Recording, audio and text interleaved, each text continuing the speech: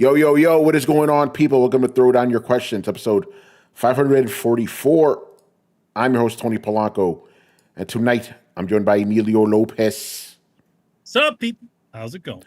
Chris Seeley, Hey, what's up, everyone? Carlos Romero, Yo, yo, yo. Adam Vale, Doing?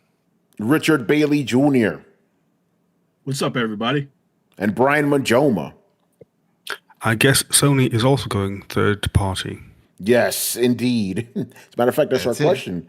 Show me the money. That money. And by the way, nobody asked us this because this news just came down now. We were right about the God of War TV series. It will be Dad of War. Yeah. Of course, it's going to be Dad of War. Yeah. There you go. We were right. Yeah, Pedro Pascal doing that. I was one about to say also. he's going to be Kratos. What can't that man do? What can't he do? Oh, man. All right, so let's get into it, man. Got some questions tonight. The first one is by one of our most loyal fans. Great guy. He asked this question because none of the other fans asked it. Very interesting. So I want to thank Mr. Romudeath for asking this very pertinent question because this was the talk of the town over the weekend, you know? A new job listing from PlayStation says the company is looking to expand beyond the PlayStation platform. Specifically, it wants to bring games to Steam, Epic Game Store, Xbox, Nintendo, and mobile. Will PlayStation officially go multiplat? Brian, since you kind of brought this up, maybe you could go first. What do you think about all this? I think it's fascinating. I've always been a big fan of this type of idea. I've always said that we should have games on every single platform. At least that way, the platforms can actually start to compete and say, okay, this is what we do differently. Because for the most part, most of the platforms are the same, and the only thing that's different are the exclusives. So to me, I've always said, yeah, this is what should happen, and I'm eager to see what their plan is. Are they going to go for the same plan that Microsoft are doing, which is release their games on their platforms first, and then maybe 6 months, 1 year later, put it on everything else? Or are they planning to do the mic drop thing of multi-platform day one? I have no idea. I'm guessing the former. Yeah. I think it's. I agree. I think it's the second one. I think they're going to still. The bread and butter is still having it on their main whatever console they're going to, but I think later on, kind of like the way they do with PC, everything will come out eventually on everything else. When the well has dried up on that platform for that title, they're like, all right, how can we make more money out of this old IP? Oh, wow. Let's spit it off on an Xbox. Let them get our sloppy seconds here. And I mean, some of that money. They're doing that. Microsoft's already doing that with Gears of War.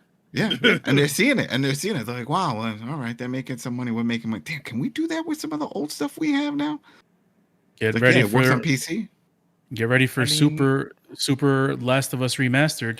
You know, exactly. Real quick, I want to give a shout out to Meke, who's in the chat right now. He also asked this question, but it came in fly by night. He just basically goes, and you guys already kind of brought this up. With regard to the PS job listing, does it mean what everyone assumes it means and losing their shit over on Twitter? Or could it just mean that more of what's already happening where games like Horizon Lego or Patapon or Helldivers are up for multi-platform release with the big games staying exclusive? No. What do you think? No. It means what we see on PC. That the games come a year later or so, and then they make some money out of it. And then I think that's the same thing. They see what's happening with the Xbox games coming to their platform, old games or whatever, and making some money. I'm like, you know what? No one's going to complain. It's not like they're going to get God of War, Super Ragnarok 3.0, whatever. The Xbox will get the first God of War, the 2018 version, or those type of things, or the first Last of Us. And people can't be mad about that. These are old games, but it's going to be on another platform to another audience that don't have it or just haven't bothered with it on PC.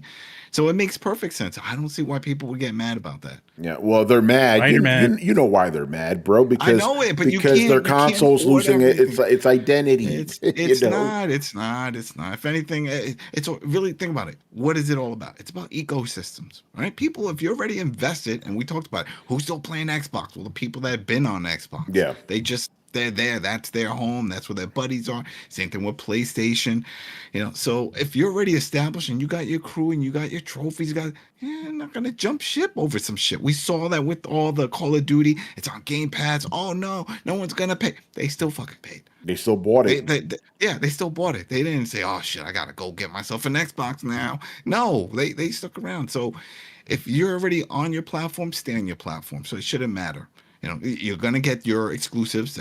I'm pretty sure it's just going to be just like what they do on PC. It's going to be exclusive on the PlayStation for a year or so. And then it'll sprinkle off to the other platforms. Yeah. So you can't get mad. So you don't think there's going to be day and date? No. That makes no sense. Unless it's a multiplat, like a Helldiver. Yeah, like if it's a Helldiver 3 or something like that, then yes, because those are already mass games that it relies on people. It needs people. But these, a lot of the games that Microsoft, that Sony makes, are these first party, Last of Us, God of War, all of those. No, those aren't. Wolverine? No, don't get hopes up thinking you're gonna see Wolverine day one. That's not day and date. On everything. Dude, throw the Oprah, shaky hands. It's not happening. They're not gonna do that. Yeah. I mean, if they do Spider-Man 2018 on the Switch, that is gonna sell like crazy. Oh yeah. Mm-hmm. The thing is, like, Sony has to play it a little carefully here. And this is why I also agreed that they're not going to do day and date, because the main thing that keeps Sony afloat is PlayStation. That division, that's the biggest thing, right?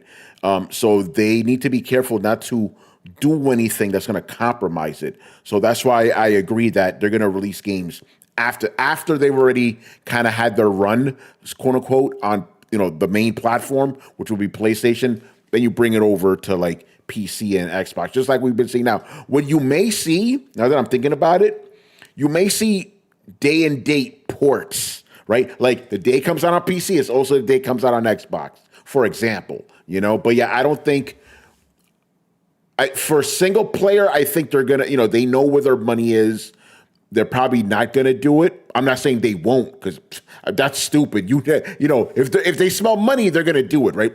But I think what you're probably going to see is, like Adam already said, multiplayer games will probably be day and date, just to expand the base, because that money's still coming to Sony regardless, right? And then the single player games, because they still want people to buy PlayStations, they'll save those for later. When it drops on PC, because we know all their major first-party games will eventually come to PC. They're already coming to PC. So you're probably going to see those come to PC and Xbox at the same time. So I think that's going to be a strategy that will get them the most amount of money without hurting, the actual PlayStation console. So yeah, very interesting times. I'm also, and then the other thing I want to bring up, and this also why I think this is happening.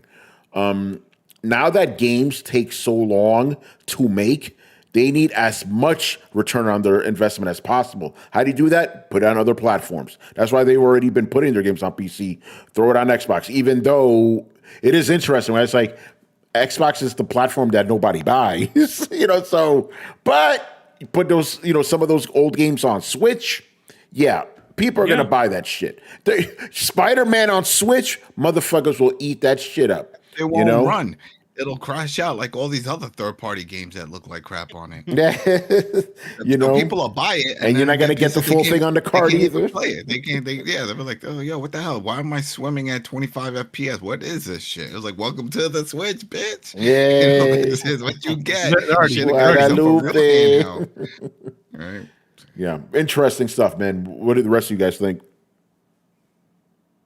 I think it's a win-win for them either way. Like you said, and I always talk about this when I read the financials.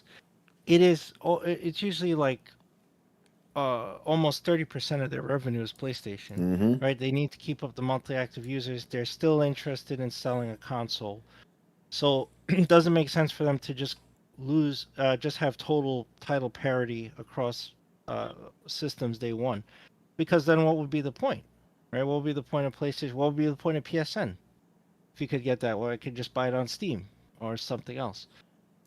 So I see what they're doing, because if if the console model fails at this point, if people are like, you know what, I don't need to invest in a PS6, I'll just invest in a better PC and wait for it to come out, then Sony wins either way, because they'll just switch to being a service, right, and still sell the titles, and still multiplat them, like Adam said, a year later.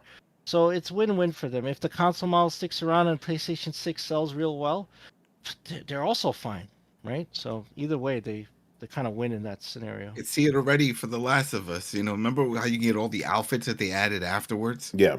They'll for Ellie, and they'll give Ellie an Xbox T-shirt. Give Joel, he'll have like a Halo Master Chief helmet shirt running around. I could already see it. That Asian girl that Ellie killed, she's going to be holding Xbox ROG Ally instead of a PS Vita. Yeah, there you go. There you go. Yeah, remember that? That'll be on the floor. I was pissed that you couldn't pick that up. I was Yeah. like, I can pick up all kind of collectibles and carry all kinds of BS. Why can't I pick this up? How cool would that be to pick that up and then be able to play like, Crash Bandicoot or something on it? Yeah.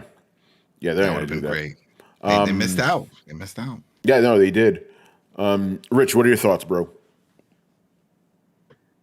Well, I think this is a rather interesting development. I know there have been a lot of predictions that this would happen, courtesy of the Throwdown and several other people. By the way, Rich, very interesting that we made these predictions, yet other people who are more prominent leakers, if you will, they haven't made this prediction. Anyway, just throwing that out there. Oh, no, you're 100% correct. So here's what I say. I think the listing was very revealing. I don't really know if this is going to be for every PlayStation title. Obviously, I need to see specifics.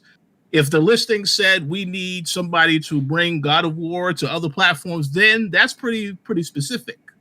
It's very vague that they're saying PlayStation titles. That could mean a lot of different things. Like, for example, a game like Returnal, which I know that Housemarque is working on that Soros game right now.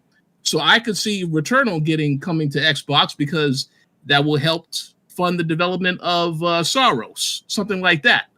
But I also think they're already releasing games on PC, so I don't like you guys were talking about Last of Us and Spider-Man coming to Xbox.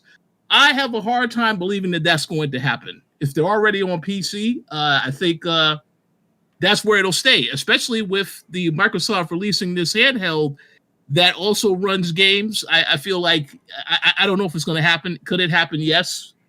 But the other thing I do want to mention is we know the Xbox Series S, Carlos's favorite console, by the way, that console has a lot of issues running games a certain type of way. We've seen it happen with multiple games not getting released on that console because of the issues that it has. So that's why I say I don't know if some of those PlayStation titles would run well on Xbox. It really depends on the development.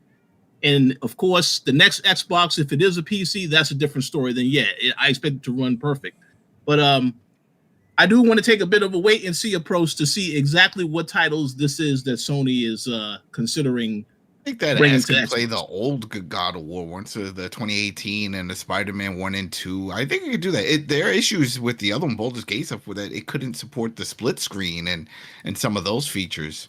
But these are single player experiences, so I think they'll be able to pull it off, at least on for those older ones. I don't think we're going to see Spider-Man 2 on there. I don't think they'll ever get to that point. If it does, not in our lifetime. Not yet. But this is for, what was it? The position is for a marketing rep or something, right? Somebody to... Yeah. Right? So that's the same issue that they're having. They're like, how do we do this without upsetting everybody? Can you do it, Jimmy? I can't do it. Who can do it? I don't know. Let's find somebody on the internet. And that's it. And they put out an ad. Well, They're looking for somebody to be that mouthpiece to smooth it over and to get everybody on board so that way they're understanding, that they're not going to screw this up and that, oh, wait, we're done with doing just exclusive. So it's. But wait a second, Adam. We know the perfect candidate for this job. His name is Phil Spencer. Since he is already releasing games on the platform, just say, Phil, let's do a deal where you can make these announcements for us. And it will save them a lot of money. It doesn't work for the Nintendo part. And that's the thing, though. By the way, I don't know if you saw the tweet, Adam, because Tom Warren from The Verge tweeted about this, about the job listing. You know who replied? Larry Herb. He's like, maybe I should apply. Wouldn't that be interesting? He is he's always been neutral. He's always been neutral on his podcast. He'll talk. I remember when The Last of Us came out, and he was praising him. So I spent a lot of time, and you see in the comment, people pissed off. How dare you? You betray us all. He's like, what? I play games. I just happen to work at Microsoft, and I cover a lot of those, but I have other platforms. So yeah, go ahead. I think that'd be great. That would be a fucking megaton if that happens. Yeah, and he's a name. He's a name that people know. So that'll be cool. But I mean, as much as people get up in arms about Sony on Xbox, shit, what about Nintendo? That's a deeper cut right there. That rivalry runs decades back. Remember, we already talked about it. We wouldn't have a Sony if it wasn't for Nintendo pulling some shady shit. Yeah, we would have a PlayStation. I mean, we talked about this on the other show, right? We were like, hey, it's kind of interesting how Nintendo is partnering with Sony for the Legend of Zelda movie. And I think Chris is right. It's like, they were like, we see what Western studios could do with our properties. We don't like Sony, but fuck it. This is the only shot we got. But at the same time, they do have Lego Horizon. That's a thing on Nintendo. So yeah. I mean, that's what I'm saying. And so to see that posting and it threw Nintendo in there. Sure, Xbox I get because they have a working relationship. They threw Nintendo in there. But they threw Nintendo, and that's a bigger one. That's like, all right, you know what? We're gonna let bygones be bygones. Let's just work together. Let's do this right. Can we shake hands?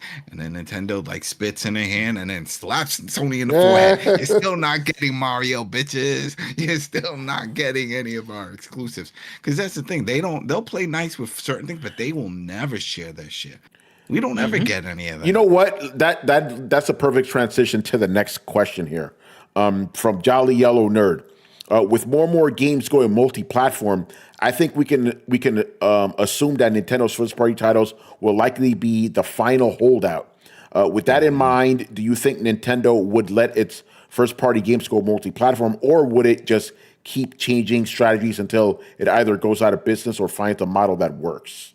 Yeah, they would go out of business. Yeah. They will cut their throat. They would die. Bush out. They'll take the knife and just before they let Mario go on anything else. You'd have to have Miyamoto and a lot of the senior executives in the ground before that would happen.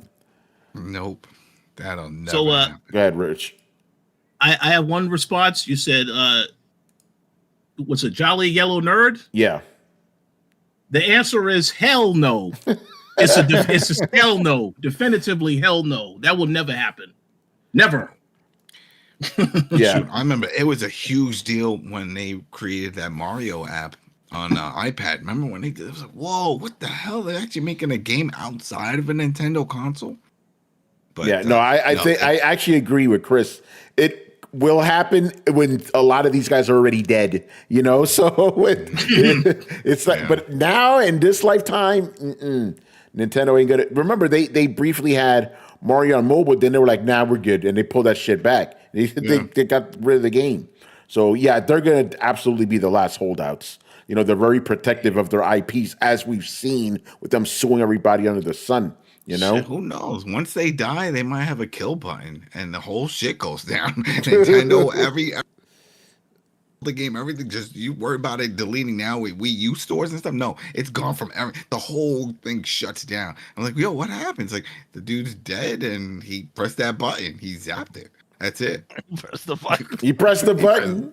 He's like, Tumeke says Nintendo is in a different position as their hardware is quote unquote lacking. So putting their games on much more powerful hardware will only look bad. At least PlayStation consoles are comparable to PC.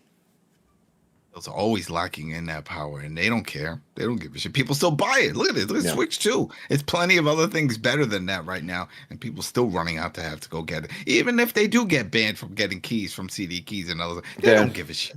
They don't care, which is the dumbest thing ever. I saw that. I was so mad. Right? Did somebody put a question about that? Because that was fucking no question about that. Oh my Lord. What's up with these people, man? Falling off. Falling off. That was like the biggest story all weekend. Did you guys hear about this? No, I actually didn't. The only thing I've been seeing is like, oh my God, PlayStation gets becoming Xbox. It's over. That's all people have been talking about. That. Here we go. Let's sit under the learning tree. Here we Adam go. stories. Let's go. So this made the rounds, as you heard a while ago. It was like a week or two ago. People posting up images. Oh, I got banned. Right? They're like, oh, my console got banned. I bought a game from it's like a GameStop, a few other used games. Oh, by Nintendo Switch. We did talk about this. Yes. But now, right, there was someone over the weekend that had this with a code of what's the one with the girls? It's almost like the Walking Dead games. It's one of those story based pressing buttons. The girl. Life is Strange? Life is Strange. Life is Strange. So this guy buys a Life is Strange code from CD Keys for his Switch, right? Yeah. No biggie. He installs it. He plays it. He said everything was fine for like a few days. All of a sudden he turns it on. It says this console has been banned due to some software, whole thing. He can't re-download anything. He can't connect at all to the network. He's being cut. Right. And then when he reached out to them, they told him that code that he had was an illegal code. Oh, shit. And he's like, well, I bought it from a site. It didn't say it was illegal. Well, wherever way, and then CD Keys didn't know how they got the code. So then others started reporting the same thing. So now they're giving all these refunds and they're pulling all their Switch codes because they don't know, because they really don't know where these codes are coming from. People can sell them the codes, right? And if it flops, then obviously if you're a seller, then it's bad on you, right? So then they just stop using you. That's the honor system that they work with these people. They give them the codes. But yeah, it's a mess. So now people are getting canned and just getting blocked from Nintendo, pretty much getting banned from it just for codes that they bought legit, or so they thought, from third-party sellers. So now you can't even do that. Yeah, I mean, that's an extension of what we saw before. I forgot what game it was. I think somebody bought like a used copy of Bayonetta 3. Yeah, it was like Bayonetta 3. And then By the way, Chris, weren't you and I told that Nintendo would never do anything like this? That they're not going to brick consoles effectively? We were specifically told that would never happen. And now it's happening. Where the fuck are these people now? You know? Oh, of course. Like, go. I'm going to keep track of what's going on in Brazil because I think that's the first domino to fall. That's the first major lawsuit they've gotten. But we'll see if there's more. They're not doing this shit in the EU because they have laws against it. Yeah. They can't do it there. Well, the guy reached out real quick right toward the end. So he reached out to Sony and told them the whole thing, even showed them the receipt of what he purchased. He's like, it's not legal. I didn't just. He went to Sony or Nintendo? Nintendo. He went to Nintendo. He sent them everything, and they said it's irreversible. Sorry. Fuck. Your Switch 2, that's what they said. Your Switch 2 is. They tell him, hey, Switch is in stock now. Go buy another one. Right? How about this advice? Switch to a different handle. There you go. That's a Richard Bailey worthy saying right there. There you go. Exactly. Switch is something that doesn't give a shit and respects you and says, you know what? You bought it, you own it. That's it. I can't believe that. And again, I can't. They don't give any reason. So we don't know. But that's the thing. We don't even know. What does that mean that it's an illegal code? It's still a code that worked for a download. So how, you know what I mean? Like we can't trade codes. You know what I mean? I can't give you a code and then so how is it illegal? They don't even explain that. They just said it's illegal. So the only thing they can think of is that they have games that are not in their database, like sold from the eShop, and that's it. That they just. Well, it could be, you know, sometimes, a lot of times what happens is sometimes these studios like Nintendo give influencers codes and maybe they don't use those codes, you know. They're not for sale. They gave a bunch, they sell them to studios or something. They'll say, hey, we give you 400 copies of this game to give out, whatever. You can't sell it. But still, then that's still what if is there a cutoff time? Did they not know? It's like, hey, if someone activates this code after X date, no, I think Manny's right. They group them into marketing, like they're marketing promotional influencer codes, not for resale. So they have a tag on them, and then when they see it activated, and then they just flag it. And It's horrible. Yeah. Man, Well, I that's mean, that should. Go ahead, man. Go ahead. The way things work is if you're when you're getting codes for like Steam or PlayStation and all of that stuff, you got to pay for that stuff. Yeah. Right. You have to pay for X amount of codes from either one of those platforms. So, and I'm sure it's exactly the same way with Nintendo. And what Chris said, I think it's just like they see this activate, and it's like the flag goes off. It's like, hey, wait a minute, they're not supposed to have that. yeah, so it's not that the code's illegal. It's just they've grouped it as not for resale, and then so when it activates, it's illegal for them, but it's like that's not illegal. It's not against the law, right? It's a legit code, and the guy bought it. That's why it's upsetting. It's like, so all right, so fine, then turn off the game. You know, he showed he bought it. It's nothing legal. That why ban him? Why ban the console? Well, I think if this happens enough, there has to be some kind of FTC filing. We should have the similar protections that they have, at least for the EU consumer protection. We need something like that, so they can't pull that anymore, because that's ridiculous. To paraphrase, this one exchange from episode 1, is that illegal? I will make it illegal. You know, it's like you're just making shit up, Nintendo. It's crazy, man. By the way, real quick, Marcus Grant on YouTube, he goes, speaking of Mario, Colt Eastwood and Nintendo Prime guy both said they have info on Mario Odyssey and PlayStation this holiday. They're both full of shit. They're both full of shit. Listen, I have nothing personally against Colt Eastwood, and I don't know who the fuck this other guy is, but they're not insiders. They're just dudes. They don't have any special info. So, no, stop that. What they're doing is what is called throwing shit at a wall and seeing what sticks. So you just throw out a bunch of speculation, and then if one of them is right, then you'd be like, I knew it right from the beginning. No, you didn't. Oh, you did a bunch of guesses. Yeah, I mean, I would have phrased it a little differently than you would have, Manny. I said they were grifting. That's what they're doing. It's fucking it's a tactic we've seen before, where it's like just throw a bunch of stuff at the wall and see what sticks. You know. I mean, and there's no precedence for this one, like not even close. So it's if that would ever happen, like, I don't know, I think the world might be ending. Yeah, I mean, they do have a trustworthy source. Trust me, bro. That's their source. It's insane. All right, man. Good stuff. Let's move on here. It just hurts. I guess this is another nail in the coffin for GameStop, because then now no one's going to want to buy a physical copy because they don't know the history. It's in danger. Yeah, you're putting your console in danger, bro. Mm-hmm. Nintendo, man. All right. Nintendo. Yeah. So, but yeah, the thing about it is that if they're blocking resales, that's not a good thing. Yeah. Well, this is what Nintendo wants. They already. But the remember Galoob, Blockbuster. But the thing is that they shouldn't be blocking things that are just resales like that. Nintendo doesn't want that, though.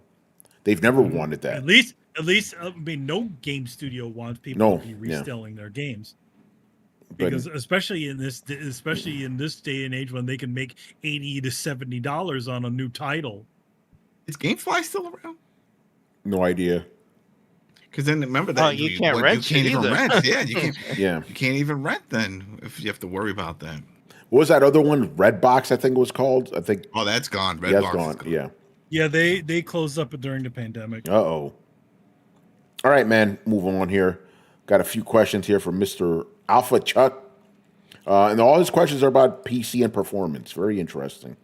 In light of Wu Chang being the latest game on Steam to have negative reviews that focus on performance rather than any tangible gameplay elements, how much should performance factor into reviews? They're for PC or anything. Yeah, they factor, because how can you adequately judge the gameplay if the game's all fucked up? if you can't play it. Yeah, if that you was the can't- whole thing yeah. with the Gotham Knights. Remember that? Mm-hmm. Was it Gotham Knights or was it the Arkham Knights. The Dark Arkham Knight, Knights. yeah. Yeah, on Yeah. PC you couldn't even Arkham. play that Yeah, shit. couldn't even you play. know? It got pulled for a year. Yeah. So yeah, no, you again, you can't be like, let me ignore the performance stuff and just focus on the gameplay. The performance affects the gameplay. So yeah, I think those criticisms are valid, you know. Again, I'm saying this as a Monster Hunter guy. You know, like I love Monster Hunter Wilds, but it's running like shit on PC, and I think those guys have a right to voice their opinion. You know, fix your shit, Capcom. You know, or fix your shit, game developers. So yeah, I don't even think we need to dive too deep into. Yeah, it absolutely should factor into any review. You know? Yeah, and think about it. Think like for the guy who just said it. Let's say you bought a game, right? You read someone's review and was like, "Oh wow, it looks great. Got great color, great. Okay, that's great." You go and you play it, and it's running like crap. Mm-hmm. You be like, "Yo, how come they didn't mention this? The performance, and it's all the way at the bottom. May perform like crap, but everything else is butter." No, Yeah. you'll be pissed. You would be pissed. Yeah, absolutely. Yeah, there's not much to say. It's like if the game runs like ass, you can't play it. Yeah, that affects the whole thing. All right, another one here from Mr. Alpha Chuck. This one's kind of interesting. I don't know where this is coming from. Do you foresee PC gaming continue to get less attention compared to the respective console ports as consoles become the norm in the gaming space? But it's not like consoles are overdoing PCs. I don't know if there's new information out there, but here's one thing I did see today, and this is something I've kind of known about too. Like, even though consoles may be bringing in more money now, if you kind of adjust for inflation and all that, sales have actually kind of been stagnant. Not stagnant.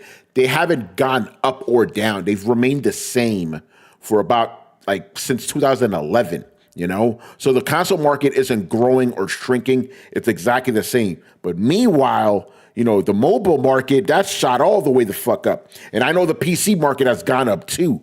So, like, I don't understand the basis of this question where it's like PC gaming. And obviously, what do we have now in the PC gaming space? We have handheld consoles, right? So PC gaming is actually getting more popular than ever. And obviously, it helps. And I know this a couple of years ago. It helps when you have motherfuckers like Terry Crews and Henry Cavill building PCs and shit.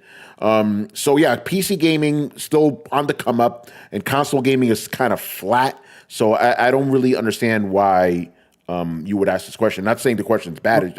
I'm curious to understand what inspired this question. Pretty much across every metric, PC gaming probably surpasses console gaming. Yeah. If you look at it in totality, I agree. Yeah. It just does. PC's not consolidated into three groups where they can easily just say, "Oh, there's 100 million sales with this one, with this PC or that PC." No, it's like PCs bought by parts, PCs bought by different, like tens of, or maybe even hundreds of different companies that fabricate them. So it's not easily consolidable, like consolidated type of thing. The only thing that I could think that maybe the question might be rooted from is console game sales as opposed to their PC counterparts. Maybe that's it. Maybe. Like, for example, I'm pretty sure The Last of Us would sell better on the console than PC because it came out there first. Yeah. Okay, maybe that's why, because he does say PC ports or console ports, so maybe he's coming at it from a game standpoint. But yeah, when it comes to hardware, like, you know, I don't even think there's a contest there, to be honest. All right. And the last question It's here. always concerning. That's why it's always concerning when PC games run like ass on a PC. It's like, yo, you were made on a PC. how did this? You didn't make this on a console and then say, all right, let's bring it to PC. It was made on a PC, so it always baffles me when it's like, oh, it doesn't work well. Why? You know why it doesn't work? Why? You know why it doesn't work? Different configurations. Scale it up. They scale it up. That's right. Yeah. No, because the thing is, with PC game, you have to account for so many configurations. It's difficult. You know, I get it. But I see what you're saying. By the way, shout out to Brett who just joined. Yeah, shout out to Brett. And also, it's weirdly Unreal Engine 5 for some odd reason, like a lot of Unreal Engine 5 games are just not doing well on PC, and it's interesting. Again, I don't know why. I've not looked into it, but it always seems to be like, oh yeah, this game is Unreal Engine 5 and performance issues. I think there's been like 1 or 2 games that have been okay, but the rest of it has just been like, oh yeah, performance, and it's very strange. I know that Monster Hunter Wilds is not UE5, but from everything I'm hearing, like anytime like a UE5 game drops, it's just performance issues. I mean, you can go back and check. I'm certain that you'll find that 90% of games released on the PC last 3-4 years that have been UE5. Sorry, in the last 5 years, maybe 90% of games that had performance issues were UE5 games. And that's something that I think is worth looking into and understanding why, because it's just very strange. Yeah. Brian, what are your thoughts on the question? I don't understand the question exactly. Yeah. See, the part that threw me off is them saying that it's becoming, like, with consoles becoming the standard, and I'm just like, but they're not really the standard. Well, you could say they are the standard for the mass market, but there's always been the case. I mean, but it's a console, it's a toy. But the thing is, like, isn't the standard the PC version? Because the consoles are effectively PCs. They're built on PCs. You know what I'm saying? Like the days of like we got to make it on this hardware first. That generally not a thing. Like. No, in general, if it's something is made for a specific console, granted they are very similar, there's still quite a bit of things that are different. So if you're choosing to go toward one, that means you still need a fair amount of adjusting to go there. They're not just making a PC version and then porting it down onto a PlayStation and an Xbox. They're building it specifically for those platforms. So you need work, just like anything. You need the extra work in order to get it to run on PC. And obviously with situations like Monster Hunter, their main thing is they is consoles, right? And in general, most of their PC releases are not so amazing. Yeah. Because they don't really develop PC games. Or they don't develop them well, even though they've been doing it for a while. But you're right. You're right. It's like, yeah. But that's not like it's the difference between it's like CD Projekt Red, who is classically a PC developer, making a game like Cyberpunk for PlayStation 4 and 5 and Xbox. Those console versions of that game ran like shit. On PS4, PS5 was fine. But yeah, PS4 was ass. But I mean, Xbox and PlayStation didn't run amazingly, but the PC ran right fine. In fact, they did to the point where they didn't even give anybody the any of the console versions. They gave everybody the PC versions because that's where their strong suit is. Yeah, because at that point there was no PS5 version yet. It was just a PS4 version. But no, go ahead. Yeah. No, I was going to say, like, in general, I think whenever these sorts of situations happen, you should really pay attention to what console you initially get those things for. Like, if they're literally pushing, if it's a multi-platform game and they're pushing that PC version, let's just say that those console versions are not going to be running so hot. Yeah.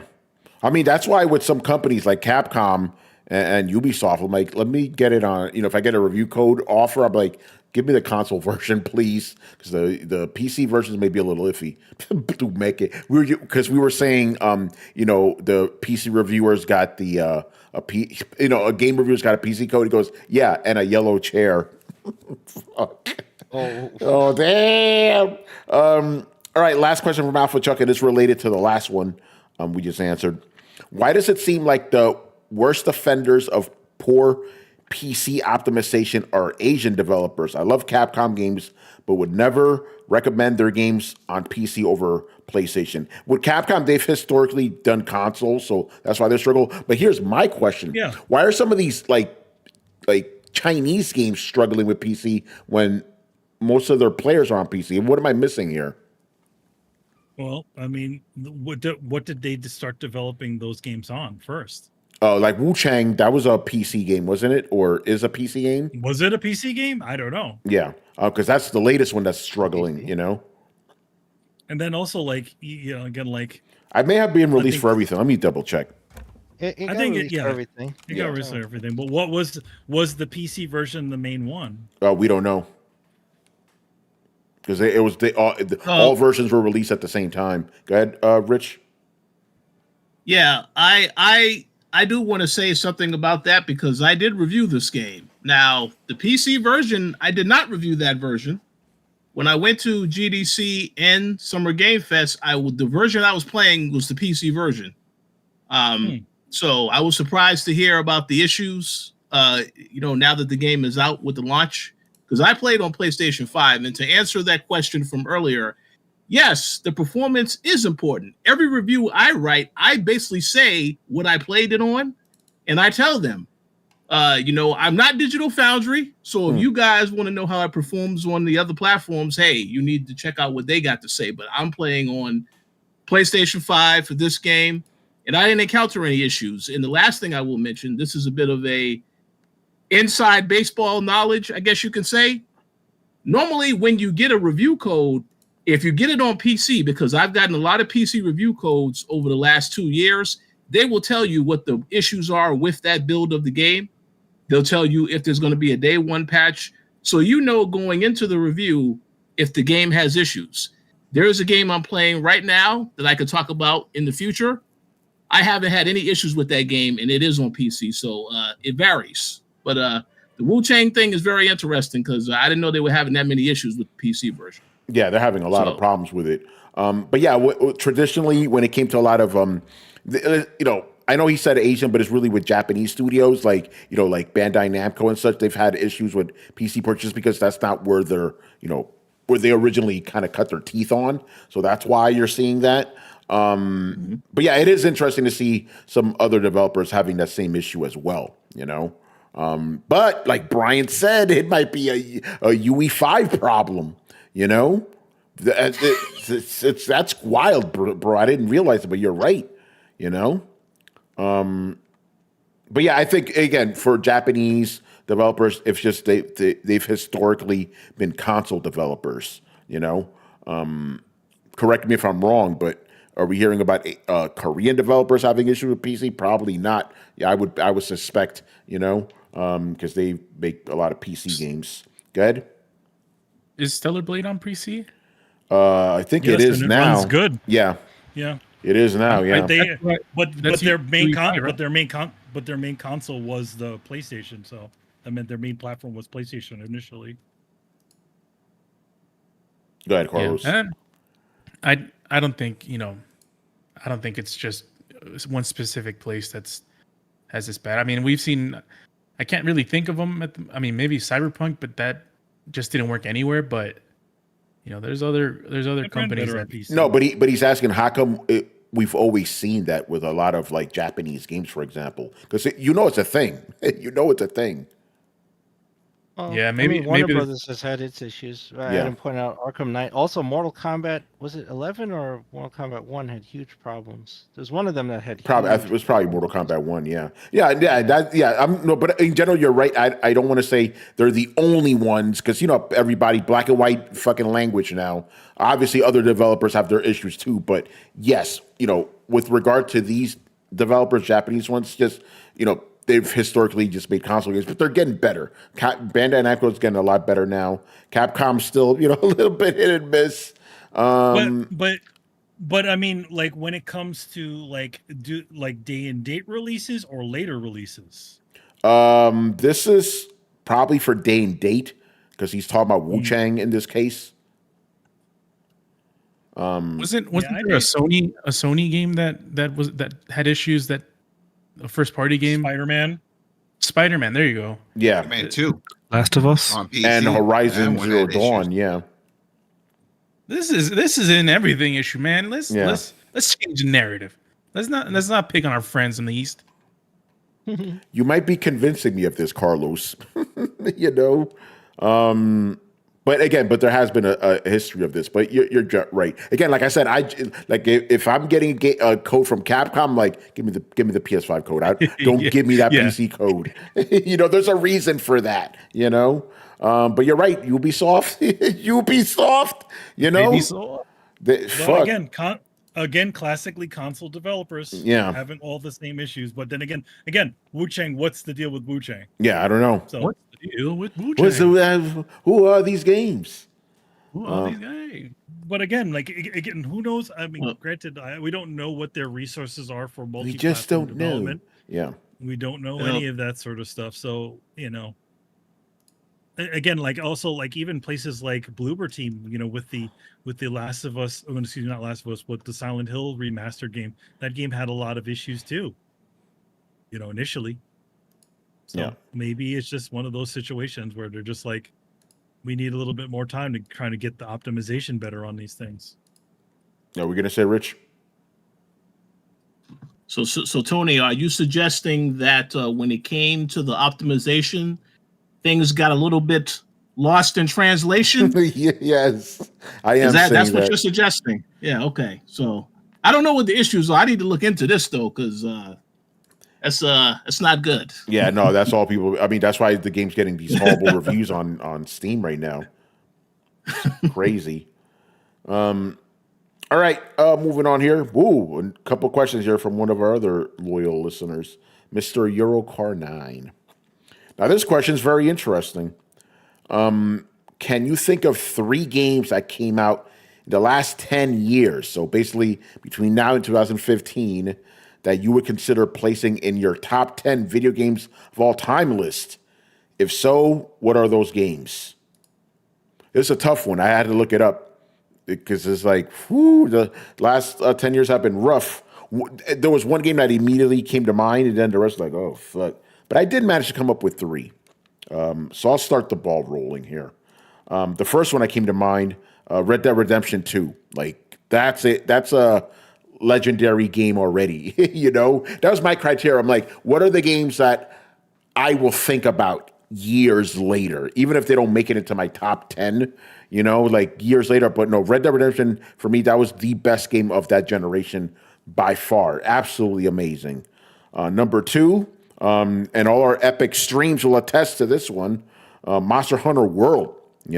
Fantastic game. If Red Dead Redemption didn't exist, that probably would have been my favorite game of that generation. 2018. Yeah.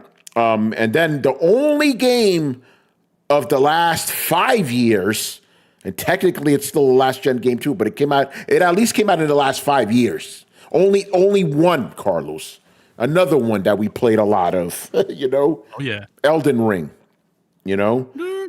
So those are my top 3 that I would consider. Red Dead Redemption 2 probably already is in my top 10 already. But the other 2 I would definitely want to put up there. But since I'm here, quick shout outs. Because again, I was looking, all the rest of these games are not even from this generation. They're all from last gen, which goes to show you this generation has been absolutely terrible. So I got Persona 5, Bloodborne, Doom 2015, right? That's 2015, yeah. Doom 2016, Dragon Quest 11, and Sonic Mania. And Sonic Mania, I still play that fucking game, But yeah. God of War, huh? Which one? No God of War, huh? No, because 2018 God of War, great, but I don't think it's going to be legendary, at least for me. The older God of Wars, I would choose all day, every day. But Brett, since you were talking, you want to give this a shot? What games would you consider for your top 10 that came out in the last 10 years? So between now and 2015.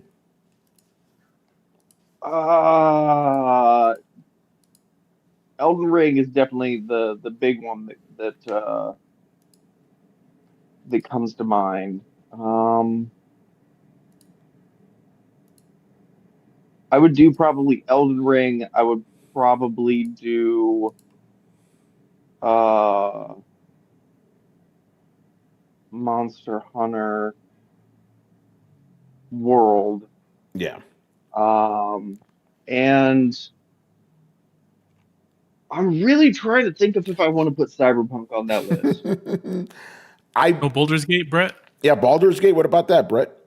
Oh, sure. Yeah, Baldur's Gate. Yeah, let's go there. Yeah, there you go. Thank you. Duh. You're like, open world Fucking game. duh. Which one do I choose? Yeah. I don't know why I didn't even consider Cyberpunk, because but the thing is, like, I love Cyberpunk, but those other games just hit me harder. That's what it is, Yeah. What about you, Carlos? What games would you select for your top 10 that came out in the last 10 years? Let me keep the trend going, because it'll end eventually. Elden Ring Excuse me? is on that list. Let me keep another trend going, because it'll end eventually. Monster Hunter Worlds. There you go. And Tony mentioned this game, and it wasn't part of his, but it is part of mine. And that's Cyberpunk. Granted, I waited, a year or two after it came out to actually play it. So I got to play it when it wasn't broken. But yeah, man, that game is crazy. That game is like one of the best realized worlds that I've ever played in a game. I'm pretty sure Red Dead Redemption 2 would be there if I played it, or if I finished it at least. You were on vacation, weren't you? It's a casualty of the vacation curse. And I'm trying to think of another one maybe that I would consider. Maybe Persona 5. Yeah, it's a great game. Would be in the running. Never see it coming. That's right. By the way, hey, Brett, got a question here from Jolly Yellow Nerd for you. What about Path of Exile 2? Would you consider that a top 10 game from the last decade? I don't know, because it's not even it's not finished yet. It's not even technically released yet. I would say Path of Exile 2 is a strong contender for best ARPG, especially like in the isometric, usually counts in that isometric space. So like of that type of game, definitely it is. I think Path of Exile 2 is shaping up to be one of the best, if not the single best. The problem is that a lot of diehard Path of Exile players may disagree with me on that. So there's a lot of people that still prefer the original one. They find the second one to be kind of, clunky and slower.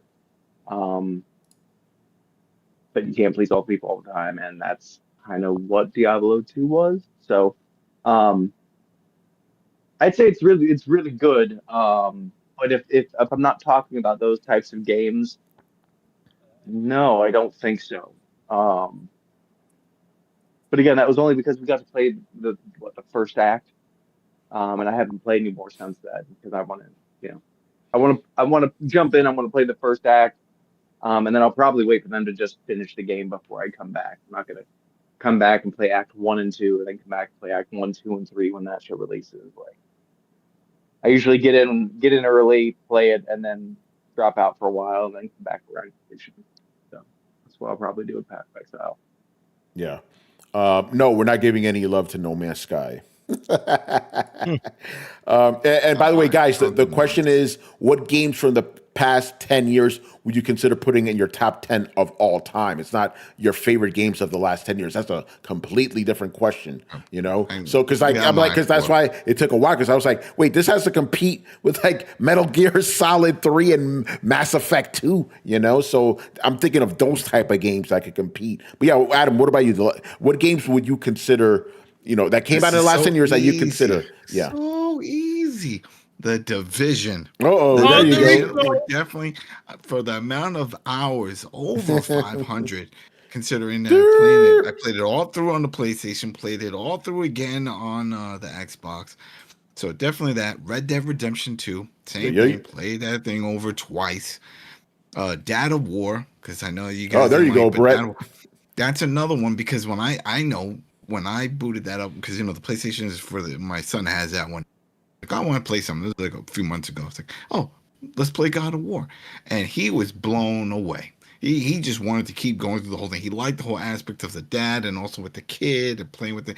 And to me, that is what pulls it over, because it's like, this is a game that I can pass around if there was a physical one. You're like, here, try this, and I know that whoever receives it is going to be blown away by just the storytelling, the performance, the structure. That it's just It makes it look like it's one camera shot throughout the whole time. Yeah. That's fantastic. And then there's one more. There's one more on my list. And once you said this, and I was like, I have to, because every day I think about this game every day. And I was like, I just want to keep playing it. If I could, when I retire, I'll probably just jump back in this world besides the Division and jump into this. And you're gonna be like, I can't believe he just said that. How did he say that? No. Wildlands. Really? Wildlands. Oh, wow. Ghost Recon Wildlands. Fantastic game. Yes, the second one put Richard to sleep when we played. That dude fell asleep on playing. He remembers that. But the first one, mind blowing. I played that with Chris too. I mean, there was something about the fact that we're just playing. Someone jumps in. It's like, yo, where are you? It's like, boom. I get in my helicopter. I pick him up. We go somewhere else. It's like, hey, I got nowhere to land. Don't worry, I got a parachute. The guy just jumps out.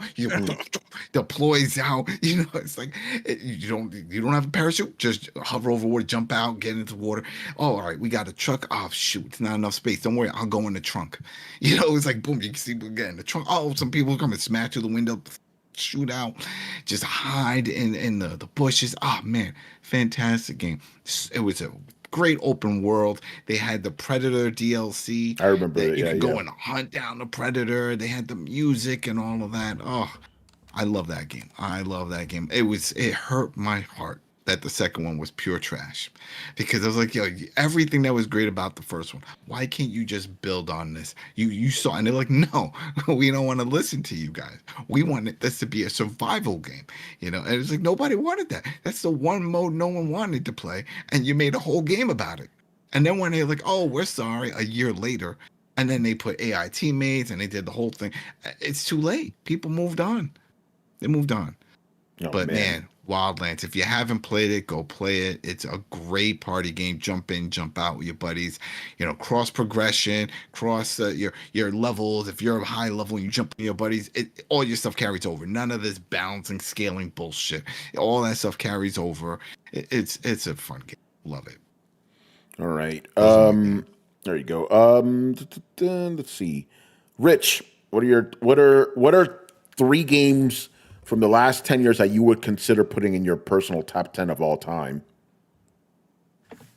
All right. Well, first and foremost, let me just say this is a phenomenal question by this Eurocar guy.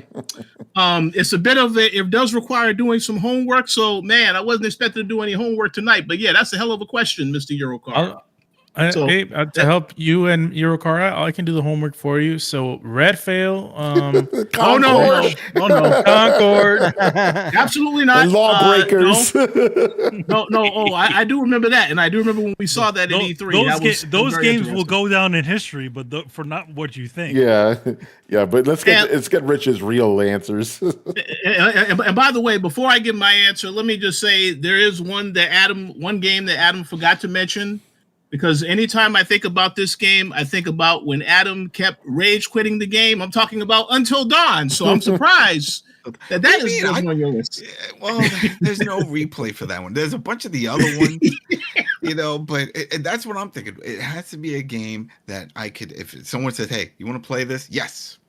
It doesn't matter. I'm 60, 70, 80 years old. What's your name? I don't remember you, but I remember that game. So let's go play it. That's it. Yes. Absolutely. Okay, so my answer is a little bit different. There are some similarities. Let me go with what's different first.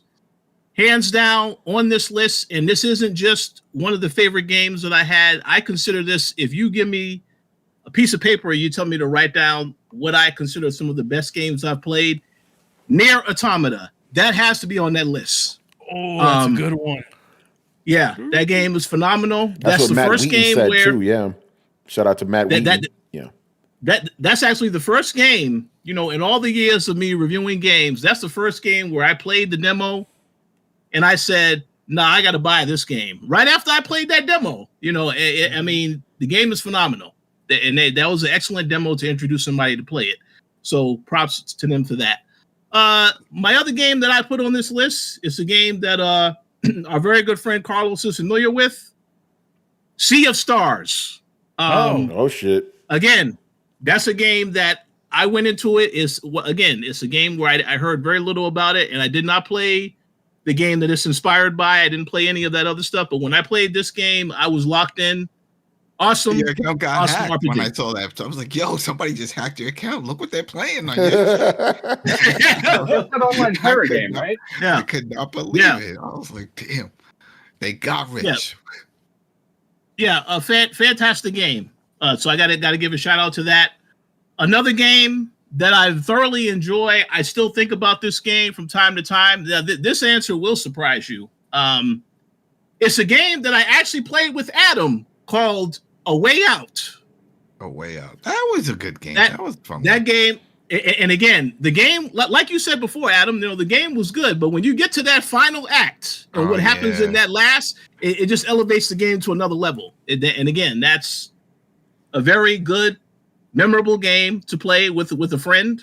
So I enjoyed the hell out of that. Of course, Red Dead Redemption 2 is on the list. But the last thing I will mention as an honorable mention, I can't really mention this game because it came out the year before. So it does not qualify for this list, but they are continuing to make games. I have to give a shout out to Machine Games for the Wolfenstein series. They have done I'm not talking about the game with the two daughters, all right? Let me be very clear. Their first game in that Young Bloods. Yeah. That was Yeah. The Young Bloods, no, that was not good. But the first two games, absolutely phenomenal. And those were that actually was the first game that Machine Games actually released. So they have done a fantastic job as a studio. Now they're doing the Indiana Jones stuff. But yeah, the Wolfenstein first and that second game, yeah, phenomenal. You know what? There's one game, and I just add this for everybody here. One game that you're surprised is not on your list that should have been.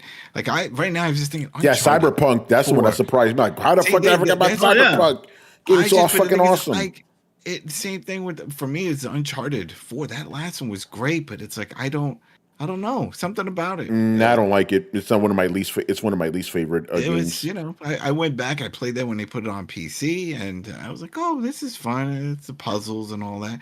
Another one that I spent a lot of time, got the platinum, did all that stuff, and you would think it's like, just I don't know. I can't, but I did like it. Yeah.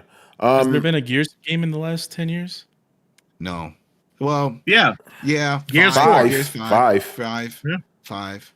Five came in, but 5 wasn't great out of all the other ones.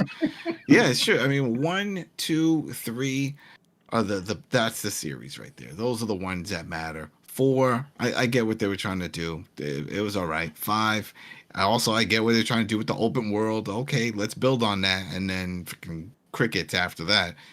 We're still waiting for that prequel game to come out whenever that does. But I'm still waiting on you to help me finish the game.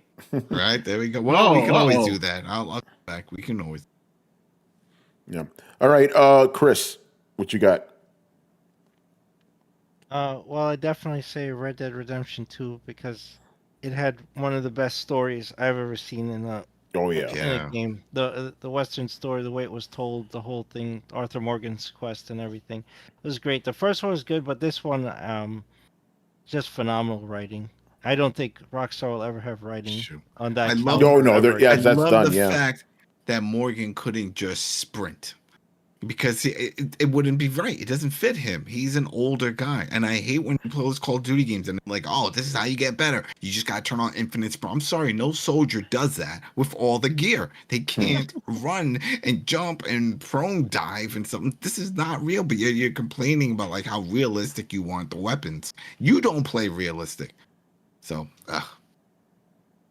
Yeah, and I'm thinking, like, I agree with a lot of you guys and your choices, but I want to change it up because like then we'd all have the same answer. Like I could easily say Monster Hunter World because just how fantastic experience we had over multiplayer. But I'm gonna actually say Ghost of Tsushima. Oh, interesting. Another one with a fantastic. So you would actually consider putting that in your top 10 of all time?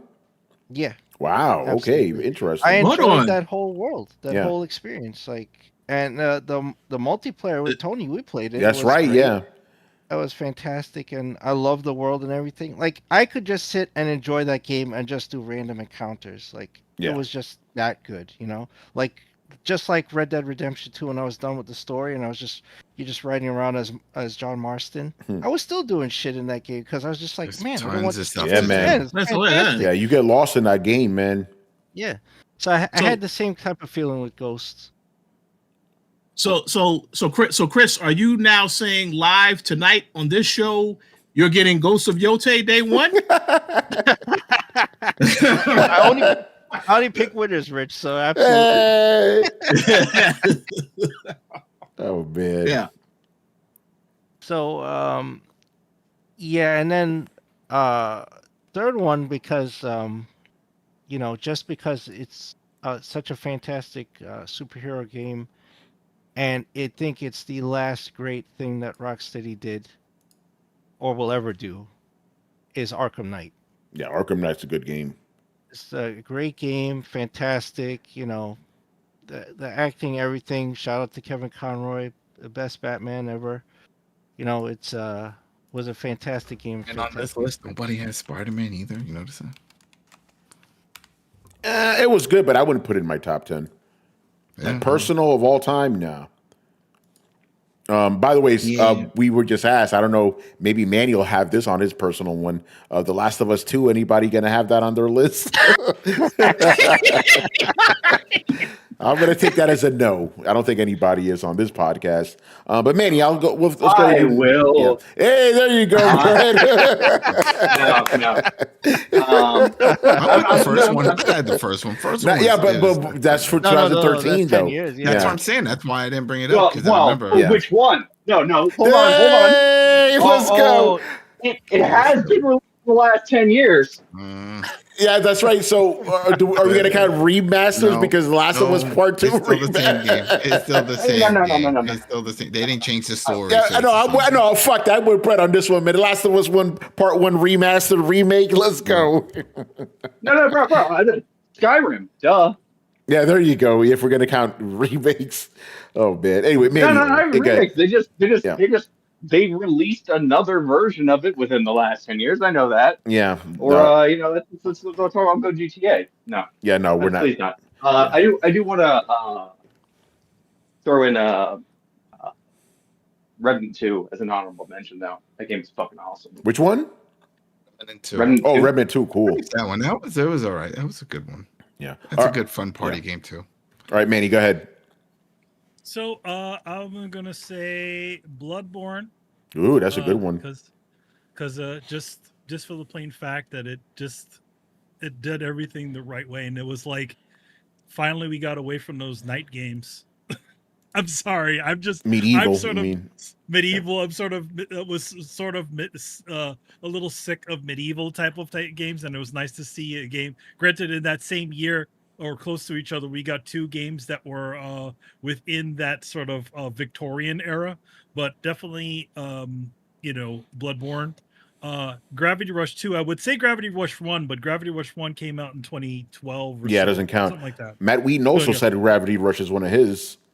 Gravity Rush 2, I would say on there. Just it took what that first game had done and really just pushed it to the next level. It not only has every single level of every single environment from the original game, from that original open world. It added a whole other bunches of areas in there, and it was just a really fun game. Nier Automata. There you go. I was gonna, Rich beat me to that one, but I say Nier Automata. And then a more recent title, I would say Hi-Fi Rush. Just a fun title. Just Oh, wow. You consider putting that in your top 10 of all time? Oh, hell yeah. Wow. That's a really fun game. Cool. Yeah. I mean, I to be honest, the way I see the games that I usually get the platinums in are usually the ones that I would be considered that top of all time.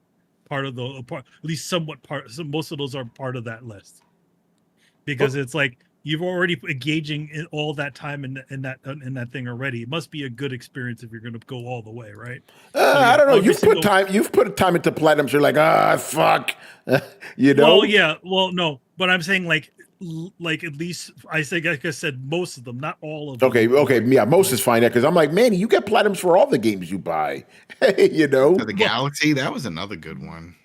like you go in, bro. You go in when it comes to those platinums. You don't fuck around. Yeah, I mean, I don't play a whole lot of games, but Yeah. I do the games that I do play. I do try to get at least the ones that I really enjoy. I will try to play the whole way through to get the platinum. Yeah, no remasters on this list, for Philly Fred. No remasters or remakes on this list. We're forbidding those. I'm not going to put a remaster or retread on this because it's like we already played that game. It's like it's like a copied answer. Is that really a win? Is that really a win when it's a copied answer? Yeah, exactly. Mandy, that's it. You already it was only 3, so you're good. Yeah. So those are mine. Those are mine. You know, again, like I looked at it the way it's like games that I could go back into and play again without thinking about it. Right. I could definitely jump if somebody said, "Hey, let's do some Bloodborne," I'll jump right back into Bloodborne. You know, definitely for Hi-Fi Rush and Gravity Rush. And then what was the other one I mentioned? There was another one in there. Nier Automata. Definitely go back and play that. Yeah, Rich, you gonna say something? All right. Or Brett? Yeah, I just had go ahead. I just had a quick question, and any of you can answer this. I never finished this, but where do you guys rank Phantom Pain? Because that also came out within 10 years. It was my game of the year that year, but it's an unfinished game, so I can't put it in my top 10. I wouldn't say for me. I don't think it's an incomplete game, but I would say a lot of what that game is just what the market was doing. You know, that's an interesting take. Like in other words, it's like okay, it's the most accessible Metal Gear Solid game out of any Metal Gear Solid game. You could play that game just like a shooter. You could play it like a sneaking game, and you still won't get that brutally punished like you would have gotten in the older games. So I just looked like that. It's just Metal Gear if you polished it off to a modern sheen. And I really couldn't put that onto that same level as, let's say, some of the previous titles in that franchise. Yeah, I would. That's not even my issue with it at all. My issue is like this game isn't finished.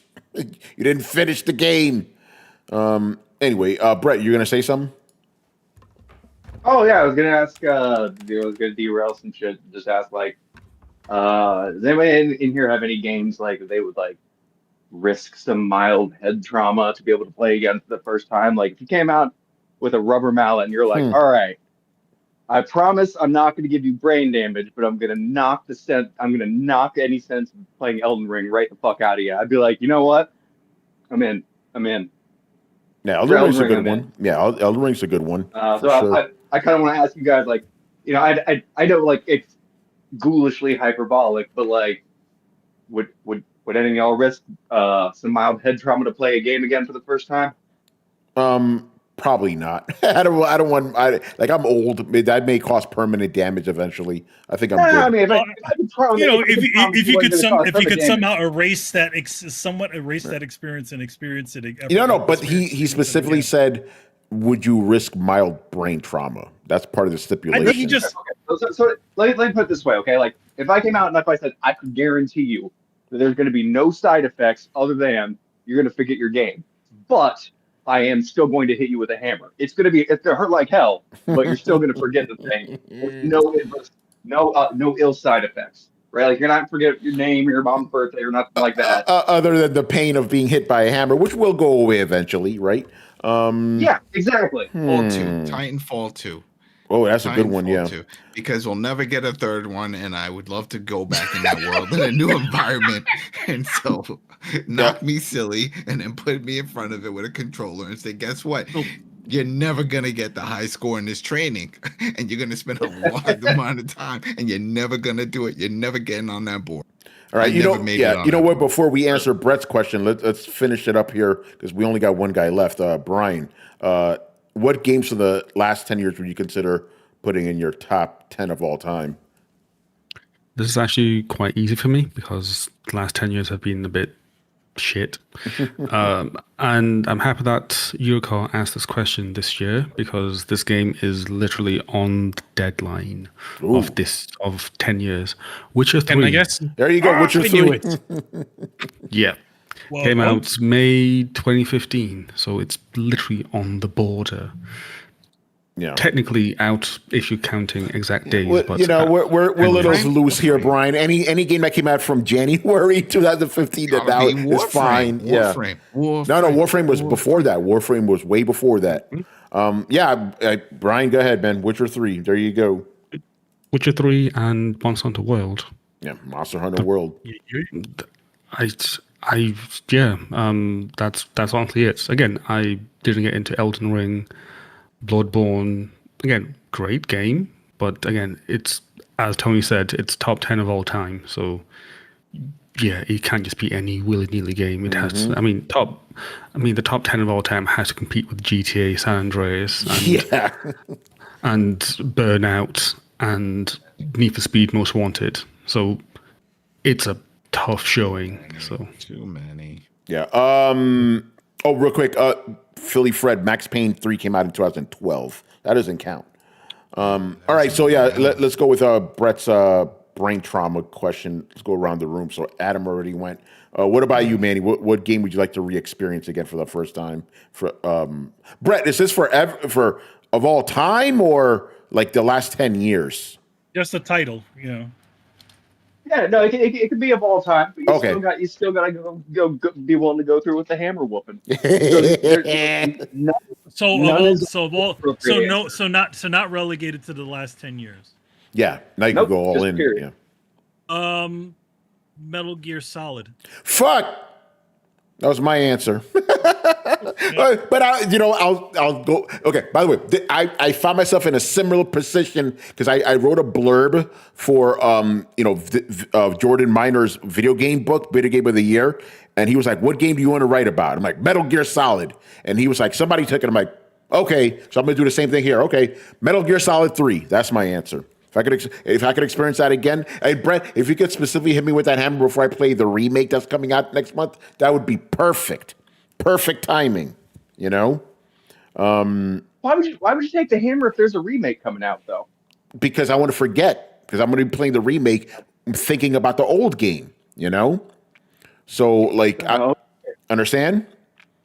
Yeah. Okay. Yeah. Yeah. No, they just came out with a brand new one, man. Check it out. Yeah, it's a brand new one, and it's literally the same old game. It's just they call it remake, but it's remastered. Really, it's still the same game. Remastered. Yeah. Still, for the most part, everything else, the gameplay, everything, the maps are all the same, with the exception of new animations and graphics, and that's it. Yeah. So yeah, Metal Gear Solid 3 for me. Carlos, what about you? What game do you want to experience for the first time? Real quick, and I know this is an annoying thing to do. No, well, it's a controversial questions. Need a little bit of clarification here. Brett, as the question asker, how many do you get hit by the hammer every time you play the game, or just once? No.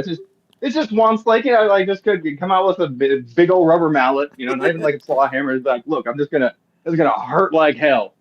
And when you wake up, you have a hell of a headache, but no brain trauma, and you can play your favorite video game again. Okay, second question. When you get to play your favorite video game again for the first time, are we still with the 2025 brain? Yeah. Yes. Everything else is similar. This changes everything.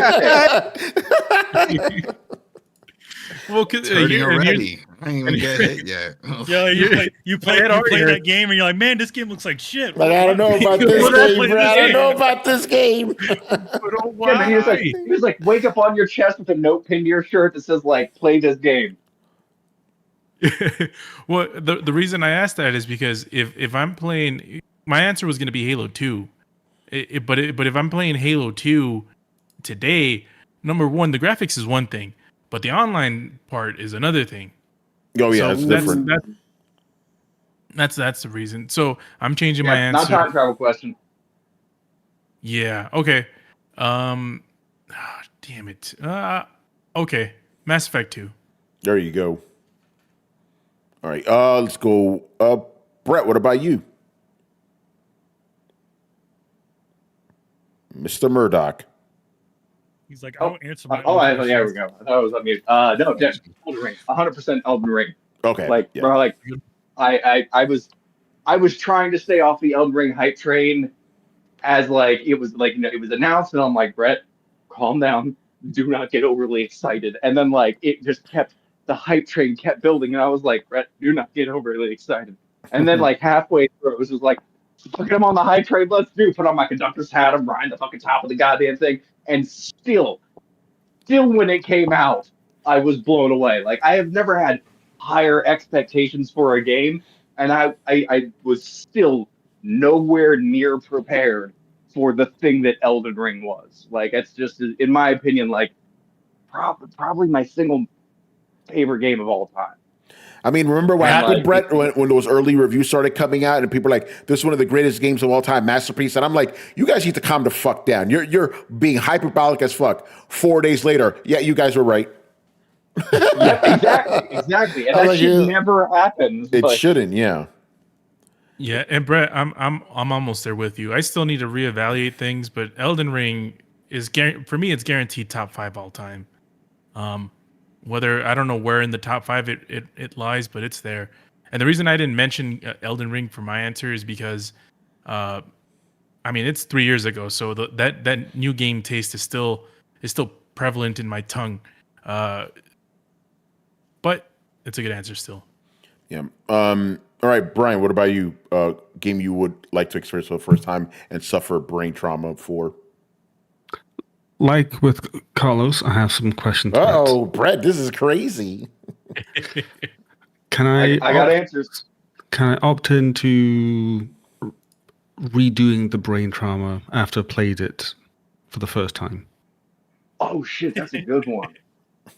Yeah, I guess. Sure. And I'm guessing that the same rules still apply, right? So I just get the brain trauma, but then I can replay the same game. So in theory, I can infinitely play the same game, given my brain holds up the trauma. Yes, but you forget all previous iterations of playing it. Perfect. Well, that's what you want, right? Like you don't want any other weird side effects, or you can only do it the one time and that's it, you know? 20 minutes, you start drooling. I'm split between. No, not that game. I'm split between San Andreas and Need for Speed Most Wanted. The old school one. Yeah. Oh, yeah. I was about to say. Yeah, got to be careful with that, Brian. The PS2 one. Black Box one. Yeah, those two. Oh, here's another question, Brett. Can I... He wants to add SX Tricky. Oh. Yeah, Brian, did he cut off for you guys too? Yeah. He did. Uh-oh. That was very dramatic. Yeah, it was. That was Right. got him. Yeah. Next time on violated Dragon Ball Z. those choices violated UK online safety. That's it. I don't know. BBC just hit him. It was like, No, they saw Brian's tweets and are arresting him right now, you know? Or they caught him with a British flag. They don't like that either over there. Oh, shit. I'm not making any of this up. I wish I was making this up. I wish I was making this shit up, man. Some couple got arrested for having a British flag in British England. Ain't that something? Which flag though? The Union flag. I think so. They have the Union Jack one, and they always get offended. I think they had the other one, the other standard. Yeah, I think it was the other one. Arsenal uses. Yeah. Anyway, Chris, what game would you suffer mild brain trauma to relive again? Oh, it's a tough one. All right, I let Brett hit me to get RE4. Ooh, that's a good one. My mind was on Demon Souls. Oh, he's back. Hey, Brian, you didn't finish your question. You got arrested for putting out mean tweets. We know how your country rolls. Yeah, it's about right. Which part did I cut out at? Where you were. Brett, I have a question. I have a question. Yeah, literally, I have another question. You know, and then it stopped. Yeah. Okay. The other question was, can I use it on multiple games? or does it only work for the one game? That's Just the one guy. Brian. This is like asking the genie for a million wishes.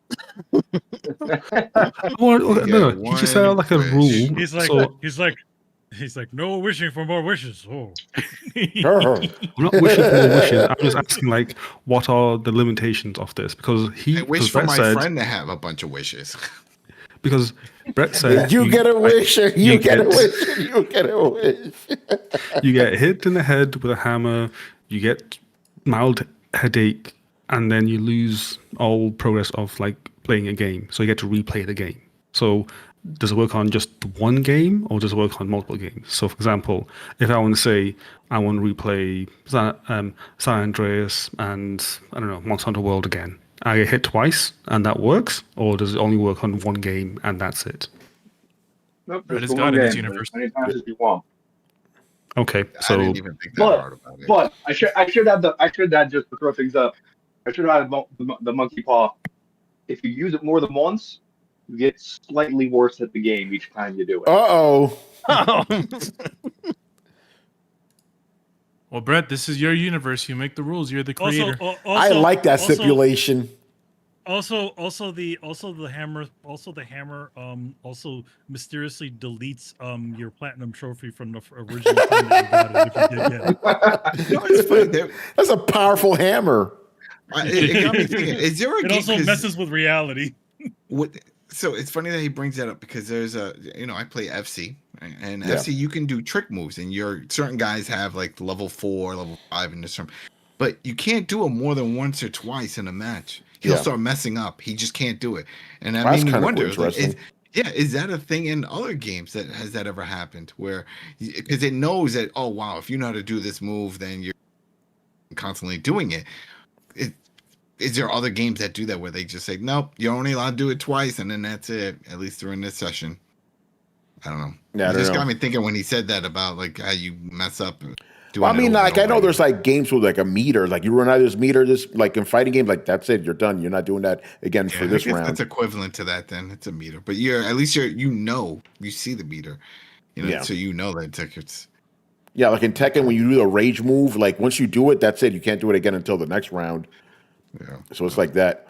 All right, Rich, last one. What game would you suffer brain damage for to relive again? First and foremost, let me give a shout out to Carlos because he stole my answer, but I do want to explain why. But let me also say this first. Carlos made a wise choice of mentioning Halo 2 because I thought he was going to mention Halo Infinite, but nobody wants to remember that game or the Craig Gate controversy. So, yeah, good choice, Carlos. Rich, I'll get the hammer. Forget that I played Halo Infinite and just never played it. Yeah, there you go. That's it. Just let me forget the there you game. go. Play the game. Yeah. That makes Nobody said you sense. had Yeah, can I be hit and not play the game? Because let me do that for a couple of games, Yeah, I regret yeah. finishing that game. That game was so boring and repetitive. It was. Yeah, absolutely.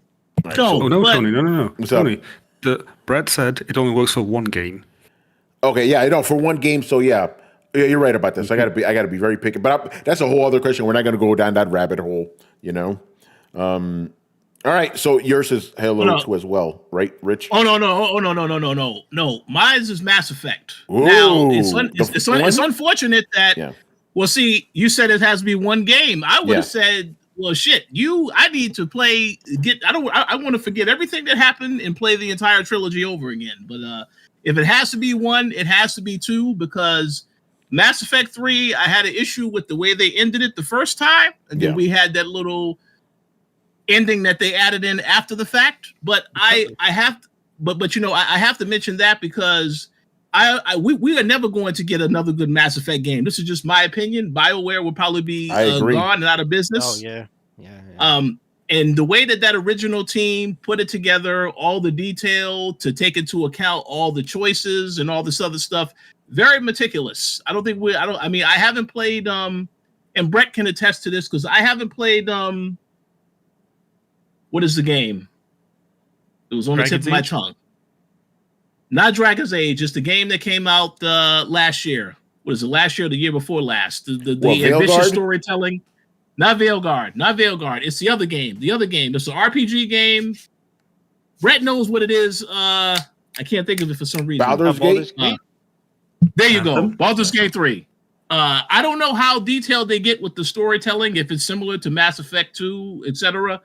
But yeah, I don't think outside of that, there will not be another good Mass Effect game. So yeah, I would like to relive the original trilogy because Bro, if you haven't played Baldur's Gate gives you more choice options than They Mass do give Effect you does. Yeah, way more. Oh Way wow. more, yeah. Okay. All right. I got to play that option.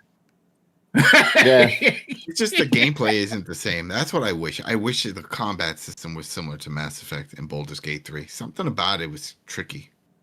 You want it to be a shooter? Over the top. No, not so much a shooter. It's just something about the menu system and how that whole thing navigated for combat. Honestly, I would tell anybody this: if you're gonna play Baldur's Gate and you have the option, play it on PC because the control scheme makes so much more sense. You could tell it was designed with PC in mind, and then they figured out like, well, how do we get this many buttons into a console? And they did like multiple radial menus. It's a bit of a confusing mess. Mouse and keyboard game then. Yeah, it is. It's definitely a mouse and keyboard game if you have the option. I mean, can't you just stick a mouse and keyboard into your PlayStation and you call it a day? I think so. Yeah, probably. Yeah. I need these people to buy a mouse and keyboard. Be like, what? I don't got a computer. What? Yeah. All right, man. Let's move on. We only got 2 more questions here. Another one from Mr. Eurocar9. For those who have played both games, which one is better? Death Stranding 1 or 2? Controversial question. I guess, Rich, this would be me and you that are like going to answer this question. Well, let me ask this. Let me respond to this question by asking: is this a trick question? Yeah. Because Death Stranding 2 obviously has, I think it's been universally praised by everyone, even the people who played the first game. They didn't like it. That they all said, yeah, this game is a lot better because it feels as though Kojima is more confident in what he wanted to tell storyline wise. There's a lot of other things going on in the second game. So in my opinion, I say Death Stranding 2 for me. I also will be curious to hear what Carlos has to say since he decided to play through Death Stranding 1 and if he is going to play Death Stranding 2. Yeah, but I'll go next real quick. This actually, when you said a trick question, I actually kind of do think it's a trick question.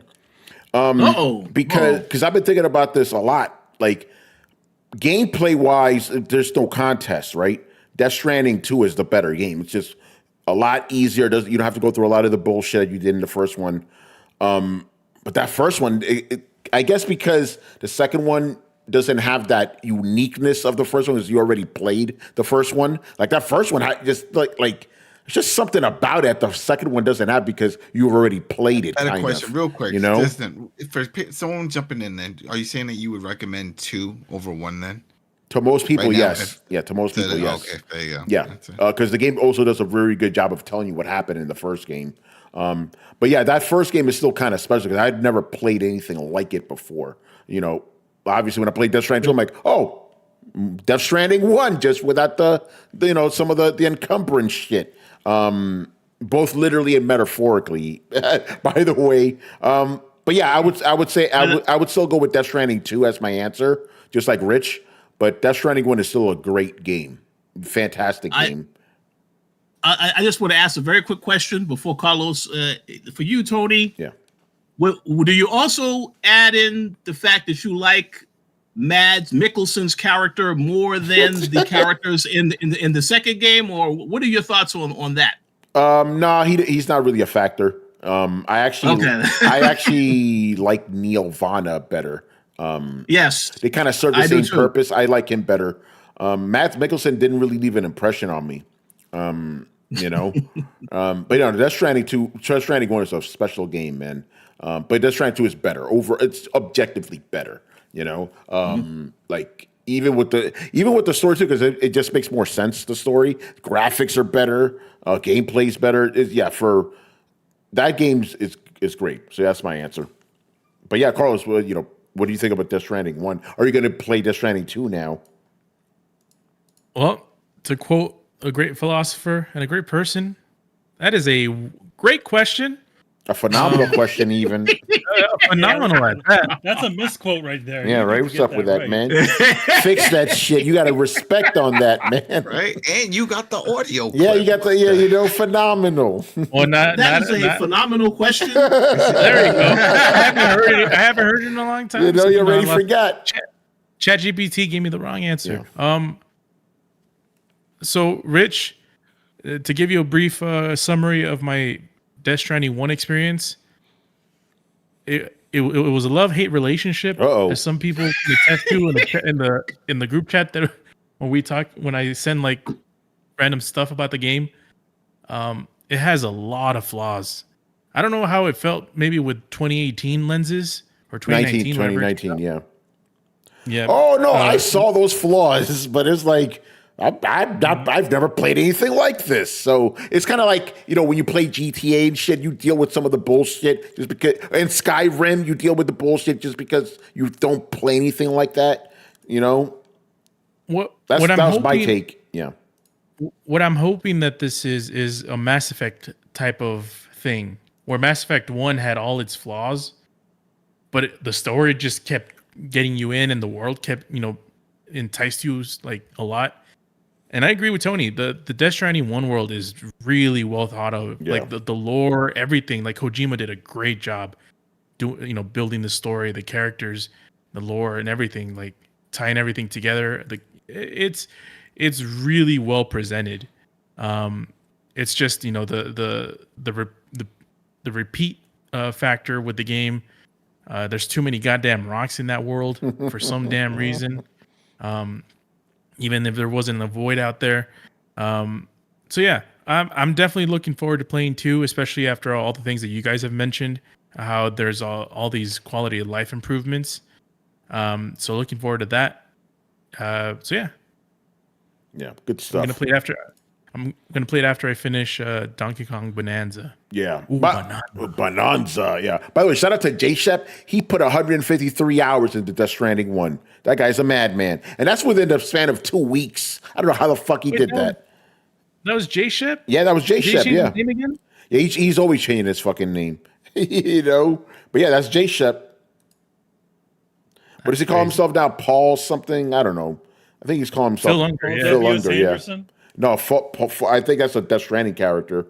Phil Unger. Manny, may you verify that? Yeah, Phil Unger is Mads Mikkelsen's character. There you go. He should have just changed his name to Mads Mikkelsen. I would have known what he was talking about. Like, he's talking about the character. His name is Philip Unger, even though they never say it. They don't say it a lot. Yeah.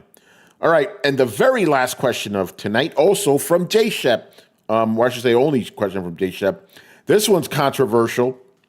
Who's controversial? Yeah, and Chris, I want you to take a stab at it first, since you know more about these guys than I do. Even though you did a very good job of breaking them down, is Collective Shout going to be as despised as Sweet Baby Inc. in the video game industry? It's a different effort.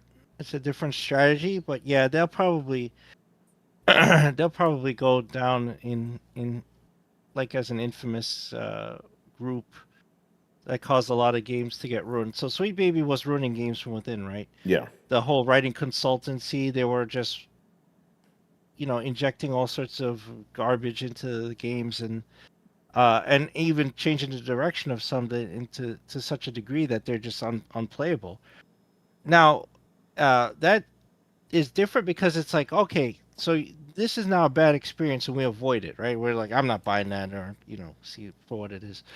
But with Collective Shout, there are games that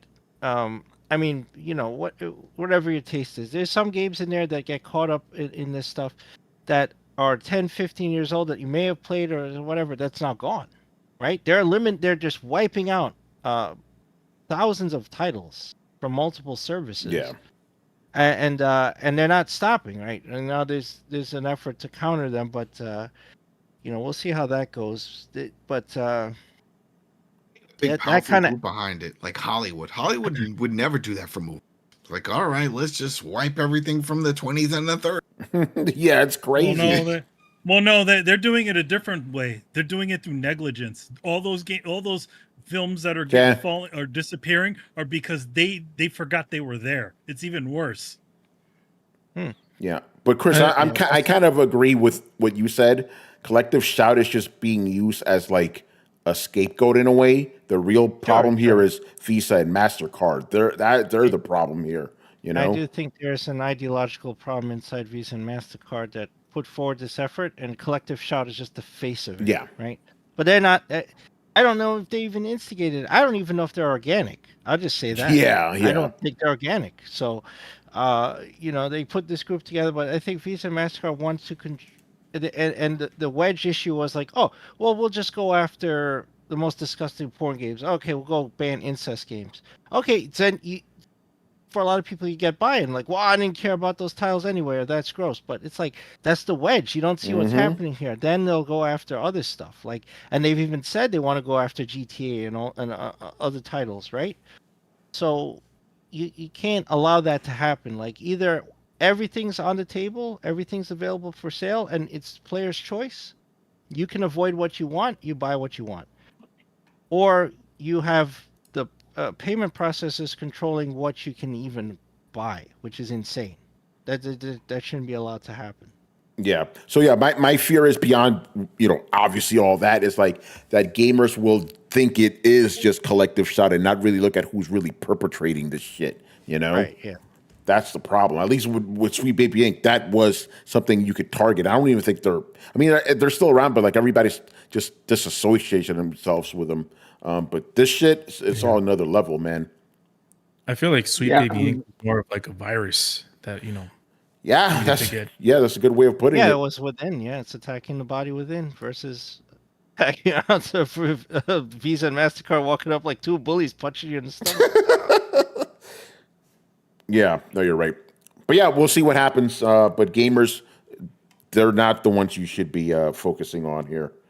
What's up? I just want to say, like, I think that I'm noticing like a huge kind of delineation between gamers, and it seems to be along a lot of age demographics. Or to put it, I guess, not unnecessarily complicated. Like, there's a lot of us that were old enough to remember all the fucking church ladies and the PTA getting together to try and cancel a whole bunch of fucking video games. Like, I remember when they came for Mortal Kombat. I remember when they started this whole goddamn thing. And I remember every single church lady, every single fucking pearl clutcher who wanted to come in and say what could and couldn't be done. Like, oh, you can't have Doom because that's depictions of hell, and blah, blah, blah, and this, that, and the other. So I think people who are my age really don't appreciate the idea of deplatforming or censoring or canceling games, even if they're things that we don't believe in, because we've seen that, yeah, eventually it's going to come for the things that we enjoy, right? Like, and yeah, like, I don't know, what was the Princess Incest or something like that? Like, I don't fucking know. I don't know why that's the only one that stuck out of me for the bunch alliterations. But it's there are like I think there are a lot of people who I think genuinely enjoyed showering with my dad. I didn't, but I'm tickled to live in a world where a game like Sex with Stalin exists. And although I don't really want to play it, I'm really happy it's there, right? And so I think that there's a lot of younger people who think that, oh, well, we can just kind of deplatform and cancel the things that we disagree with or that are just objectively bad, and then that can be the end of it. And I'm here to tell those people, if there's any listening, that no, that's not how it fucking works with people in power, right? You give people a modicum of power, they don't give it back. They just keep taking it and keep taking it. And we've been to this place where gaming was censored, and we have fought really hard to come to this place where princess incest can exist. And that's not my proudest statement, but also it is a weirdly proud statement because, look, the gaming and the art form has really matured, throughout my lifetime. And I'd like to not set it back to a bunch of pearl clutching biddies complaining to the PTA about how I should be able to play fucking Mortal Kombat. I don't want to go back there, and I don't think 8-year-olds of the future need to deal with that shit either. Like, sorry, that's just my rant. Like, I've had to deal with so much goddamn censorship in my years, and it felt like it was getting better, and now it feels like there's a whole new group of blue-haired people, different kind of blue hairs, but still, it's always been the fucking blue hairs. For those of you who don't know, that I used to refer to people with like Old blue, people. silver hair, Yeah. Old people. Yeah. So. Yeah, no, Brett, you weren't here on the Thursday show, but I pretty much took that stance. But what's more insidious about this, and not to relitigate this thing, because we already shouted about this on the Thursday show. It's more insidious because it's not just some random group trying to ban your games. Now it's fucking payment processors. So these guys have taken their strategies to a whole other level. But yeah, you're right. At the core, it's still these same type of people. They're just way on taking it to a whole other level, which is very disturbing. But yeah, it's fucking upsetting, man. And I don't know how we could fix this. I honestly don't, but we'll have to see. But Steam shouldn't have acquiesced. They shouldn't have. They bet the fucking knee. I don't understand. It's like, you're Steam. You should just say, no, fuck off. Like we have okay, everybody go through PayPal, go through Master, fucking, American Express or something else. You should have bent the knee, No, you know what? Maybe we're seeing it the wrong way. Maybe they wanted to do something, but they were like, people will come after us and we don't want all this stuff on here, but hey, whatever. Oh, these guys are pissed. It's them. Yep, we'll pull it down. That's disturbing if they were looking for it's possible. Conspiracy theory. Yeah. Listen, it's gonna be, I think it's good. Chris, throw me the tinfoil hat. That tinfoil hat. Here you go. Go ahead, Carlos. Let's go. All right. What prominent system is getting Steam implemented or potentially implemented into their ecosystem? Xbox. Oh, I like where this is going. Do you think that Sandia Nutella wants his system to have certain type of games that doesn't want certain type of games, right? Yes. Oh shit! Carlos, you're fucking me up right now, bro. I'm in the Chris zone right now. No, we're all there, bro. Right? Hold on, Carlos. Hold up. You're fucking me up. Let's rewind it. Microsoft, if any, okay, because my question was, by the way, people, we are full in conspiracy town right now, so indulge us. The main question I had this entire time was like, who the fuck is making Visa and MasterCard do this? Who would be powerful enough, right? Microsoft sounds like a good bet. Yep. Yeah, but Valve is not complaining about it. So that's why I think they're fine. Or else we would hear them complain, hey, we're going to fight this. We're taking them to court. We're not hearing any of that. No, they just acquiesced. So, like, why did they acquiesce? Obviously, we're not saying it is Microsoft. We're just, I like that conspiracy theory, But again, why now? Yeah, why now? Why now? These kind of games have been around forever, I like Carlos. You have Nutella and Phil Spencer be like, hey, just like we'll just use a couple of moms in Australia. Yes.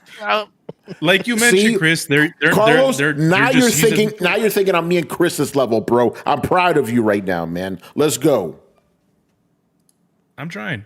I gotta get a shout out to Adam. Yeah. Get Phil on the phone. Get Phil on the phone. Yeah. Shout out to Adam for what? Yeah, he's the one that triggered that idea on me when he said, what did he say? I forgot exactly what he said. Let's not give him credit. Never mind. No, we'll give Adam credit. Fuck that. We give him credit. We give him credit. Is that Valve? Run it back. Valve is okay that they were thinking of doing this, but they didn't want the backlash. So they were like, all right, well, we'll not do this. And then, because I'm sure there's probably a big deal with all of this. It's always been an issue. There are people that complain about it all the time. Why are all these porn games always being suggested to me? Why is it always popping up? I put filters on. I don't need this. Why is it? And it's a headache for them. And so for something like this to come along, I was like, all right, now we don't have to deal with all the bullshit emails and questions of like, why am my kid playing this? Why did you put this on this platform? And it's one less thing. So yeah, I like both of these conspiracy theories. Let's go. The bigger question is, why did you let your kid use your fucking credit card, and how come you didn't set up your parental guidances on your fucking because on your they TV? they No turn one ever asked that. No one ever asked that. They do, and then as a parent, I'll tell you how it happens is because you turn it off for maybe just to play one type of game because it has guns in it. And so that's listed as mature, but then now everything is there when there should be a higher level than mature. It should be like, this is just bizarre shit. It should not be part of just Don't mature. they have one?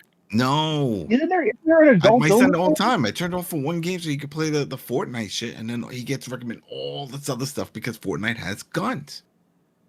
Oh my god, yeah, like they need adult. I was just thinking the same thing. Like they need an adults only category because, like, yeah, like sure, like there are games that are rated M for mature, but like most of the time it's because they have fucking swords in them, not insects. Yeah, exactly. Yeah, exactly. No, and blood, foul language. Yeah, but like you said, they're using this as a wedge, right? Because think about it like this, right? We're banning we're banning Sister Fucker 17, right?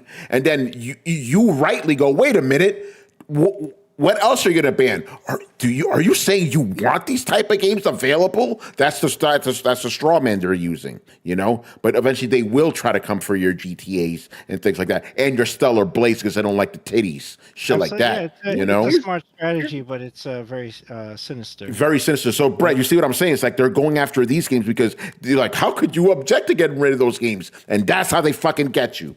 Yeah. But here's the problem. Like, I didn't know that. I thought I had just like turned off my save search, and I'm like, I don't fucking really care all that much. But like, I was kind of in the same place with that. I'm like, I want to see games that are like super violent and shit. So I just turned. I never have any fucking save searches on, but like, the amount of porn games that have been showing up in like new and trending, had got me intrigued, and I think it was one of those, like, I took one of those like weird train wreck inspection deep dives that you do, like, I don't know, like the first time you hear about what a furry is and you're like, what the fuck? So like I looked into it, and every time I was rating by like sales, a lot of these adult games were clocking in big fucking numbers, and I'm starting to realize that like Steam is not on the surface, but it's quietly probably the second biggest porn distribution service online. Yeah. So my question is, if they're making so much money off of these porn games, and now you can't buy those porn games, how much will that hurt Steam? A lot, and that's why, like, I'm wondering if they're only acquiescing about, like, if they're like, look, we don't want to lose this entire. Okay, pass the tinfoil hat. Let's go. We're passing this like blunts tonight. All right. Yeah, to the left. Here's the thing: you need your sacrificial lamb, right? You need your pound of flesh because they are going to come for all of your hentai games, and Steam makes too goddamn much money to lose their hentai games. So what are they going to do? They're going to cut off the incest arm. They're going to cut off the most damning part, so that they can say, like, look, we just have I don't want to say normal, but like they're trying to cut the wind out of their objectors' sails, right? Like they're not trying to have incest games or games that can be horribly damning, and then it's just one of those like, oh, you hate porn, and then Steam can be like, every user has the right to their own experience, right? Like you don't have to defend porn to like defend porn, I guess. You just have to defend people's right to choose to be weird. And that kind of falls in there. So I think that they're cutting off the incest arm to save the rest of the hentai body. That's a good, we're coming up with some good conspiracy theories tonight, man. Yeah, but it never stops there. See, that's the problem. If that was their calculus, that's a mistake. Yeah. Guess we'll have to see. All right, man, let's start wrapping it up here. Another good show. Adam, what's going on with the TV terminal, man? whole bunch of stuff. This is a busy month. This is going to be a busy month. A lot of stuff crossing over. So we have Dexter. That's episode 4 that's already out. Our review and coverage of that. We also have Revival. Episode 7. I give a shout out to Bruce Leroy and Show Nuff. Some craziness links up with that. So I'm very happy that they brought that back. What else? We got to Friday. And myself and my brother were going to be covering Chief of War. That's Jason Momoa's show over on Apple Plus. That's very violent. It's about the chief that went to war with the other islands to just take over the Hawaiian island, to just unify. So that's a cool one. And then we have the Terminal List. What's it? Dark Wolf. I mean, there's a bunch of shows that we're covering, and we thought we had the timing right, and everything's just like overlapping, and then it's a lot, and I still have more stuff. But yeah, right now, if you're interested in any of the shows I mentioned, Revival, Terminal List, Chief of War, and Dexter Resurrection, check out the TV Terminal over on YouTube, also over on the Coalition. So pick your poison. There you go. All right, good stuff. Rich was coming up the Coalition this week.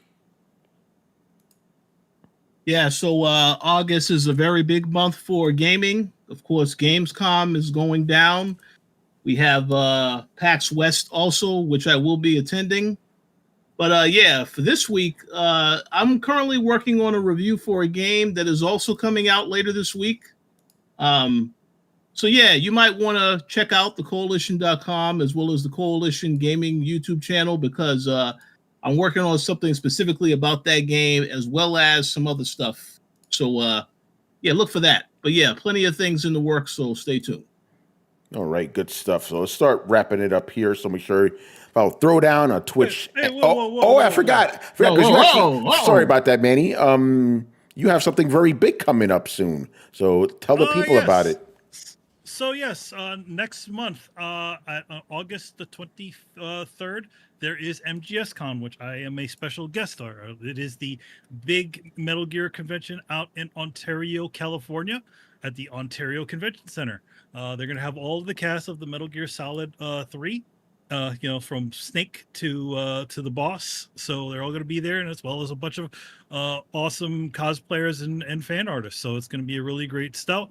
Not only that, are you doing a panel question answer thing? Are you doing one of those? Oh no, just doing my tables. I don't.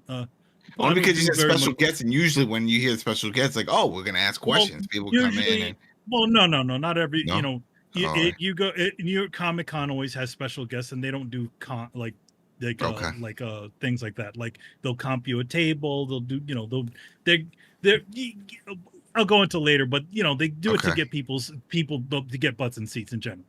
So yes, so I'm going to be there for that. Also, just announced at Comic Con, San Diego Comic Con, is the cover by Kari Randolph and myself, which is a Casey Jones cover for TMNT Journeys #2.